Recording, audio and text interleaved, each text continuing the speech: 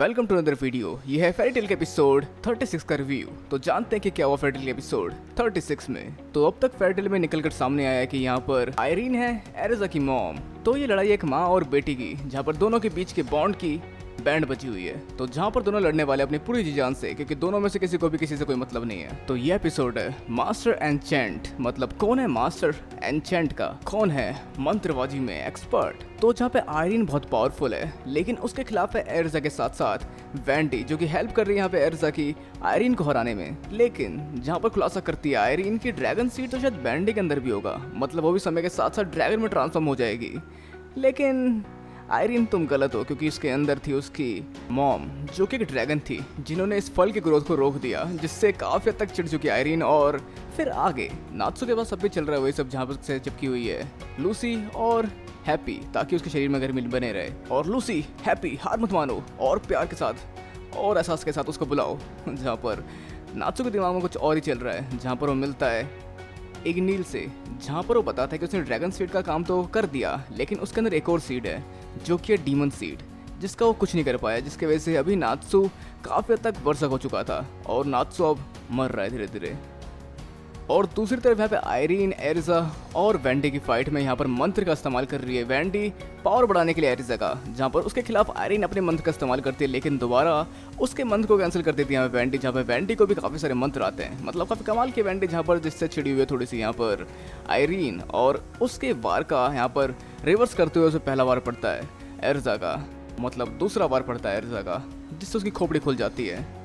मतलब सच में खोपड़ी खुल जाती है। जहाँ पर उसके पास आता है एक और आइडिया, और वो चेंज कर लेते अपनी बॉडी वेंडी से, जहाँ पर वेंडी अब वेंडी ना रही और उसकी बॉडी चेंज हो चुकी है आयरीन से, जहाँ पर आयरीन की बॉडी डैमेज हो चुकी है, जिसके वजह से वो अब बेहोश है, मतलब वेंडी वहाँ पर बेहोश है। लेकिन यहाँ पर काफ़ी हद तक वेंडी की पावर को काफ़ी अच्छी तरह से यूज़ कर पाती है आयरीन, और दिखाती है कि कैसे एक ड्रैगन सिले की पावर इस्तेमाल हो सकती है, जहाँ पर वेंडी के शरीर के साथ वो काफ़ी कमाल के स्पेल यूज़ कर पाती है, जहाँ पर एरिज़ा को से लड़ने में मुश्किल होती है। और साथ में वहाँ पर वो है वेंडी, जिसके वजह से उस पर एरिज़ा अटैक नहीं करने वाली। लेकिन इस फाइट के दौरान जहाँ पे फाइट थोड़ी सी इंटेंस हो जाती है, वेंडी किसी तरह से संभालती है अपने आप को और वापसी करती है इस मुकाबले में। वैसे जहाँ पर वेंडी को ये शरीर थोड़ा सा पसंद आ रहा था, मतलब ये कर्व मज़ेदार है, लेकिन ये सब फाइट से रिलेटेड नहीं है। तो जहाँ पर हम आगे बढ़ते हैं, जहाँ पर वेंडी यहाँ पर काफ़ी हद तक यूज़ कर पाती है अच्छी तरह से आयरन के शरीर का और उसकी पावर का, जिससे वो लड़ती है आयरन से और उसके खिलाफ एक तगड़ा स्पेल फेंकती है, जिसके बाद वहाँ पर वेंडी के शरीर से भी आयरन एक तगड़े स्पेल को फेंकती है, और इस तरह से लास्ट में आयरन की बॉडी से वो स्पेल कास्ट करके दोबारा शरीर चेंज कर लेती है वेंडी से, मतलब आयरीन से अपना शरीर दोबारा वापस ले लेती है। हाँ ठीक है, जहाँ पर इस तरह से वापस ले लिया और गेन कर लिया आयरीन से अपना शरीर वेंडी ने, और काफ़ी हद तक वो लोग कामयाब हुए आयरीन को हराने में, लेकिन कुछ हद तक, मतलब जहाँ पर फिर से शुरू हो जाता है कोई मुकाबला आयरीन और एरिज़ा का, जहाँ पर आयरीन के पास है 400 साल पुराना एक्सपीरियंस और कमाल की ताकत, जहाँ पर उसका मुकाबला करना है एरिज़ा को, जहाँ पर वो आयरन के कमाल की पावर का मुकाबला करते हुए डॉच करते हुए बढ़ती है आयरन की तरफ से हराने के लिए। लेकिन ये है असली ताकत दिखाने का मौका, जहाँ पर आयरन इस्तेमाल करते हैं ड्रैगन वाली पावर का, जो कि इसके बाद शुरू से ही थी, और धीरे धीरे ट्रांसफॉर्म हो जाती है एक ड्रैगन में,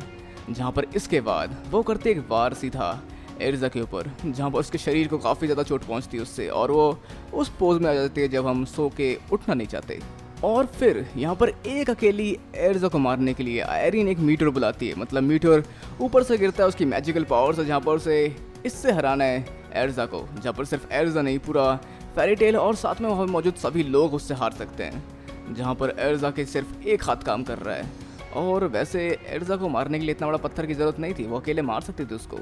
तो जो भी हो, जहाँ पर आयरीन सबको मारने की प्लान में है यहाँ पर, मतलब फिरात में है यहाँ पर, जहाँ पर वो ला चुके एक मीटर को, जहाँ क्वीन ऑफ फेरी टेल मतलब ब्रिटानिया का सिर्फ एक हाथ काम कर रहा है, लेकिन वो अपने एक हाथ से जाती है ऊपर, और ये सीन काफ़ी हद तक मुझे ड्रैगन बॉल के गोकू की याद दिलाती है, जहाँ पर वन हैंडेड वन सॉर्डेड वुमेन है हमारी एरिज़ा, जहाँ पर वो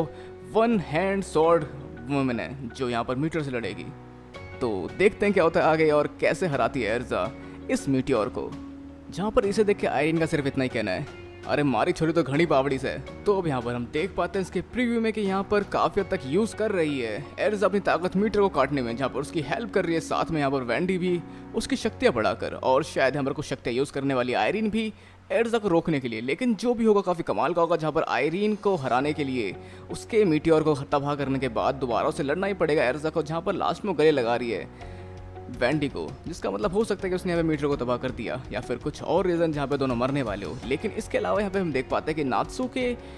दिमाग में चल रहा है कि उसे चुननी है दो चॉइस में से एक, जो कि है एक ड्रैगन या एक डीमन, जहाँ पर शायद हो सकता है अगर वो ड्रैगन चुनेगा तो उसको डीमन की शक्तियाँ नहीं रहेगी और वो एक ड्रैगन स्लेयर की शक्ति से हराना चाहेगा, या फिर हराना पड़ेगा उसे ज़रीफ को, जहाँ पर ये काफ़ी टफ चॉइस हो सकती है। लेकिन शायद यहाँ पर हो सकता है कि इग्नील यहाँ पर सील कर देगा डीमन की शक्तियाँ और फिर दोबारा नात्सु खड़ा हो पाएगा अपने पैरों पर, जहाँ पर हम देख सकते हैं कि हैप्पी खुश लग रहा है। लेकिन जो भी हो, देखते हैं क्या होता है, जहाँ पर क्या नात्सु दोबारा अपने पैरों पर खड़ा हो पाता है और क्या होता है आयरीन और एर्जा की लड़ाई में। वैसे अब आप क्या सोचते हैं? अपने चैनल में नीचे कमेंट बॉक्स में बताना बिल्कुल ना भूलें, और इस वीडियो को लाइक शेयर और चैनल को सब्सक्राइब करना बिल्कुल। हम लोग तब तक के लिए मिलते हैं अगली वीडियो में। Sayonara and have a nice day.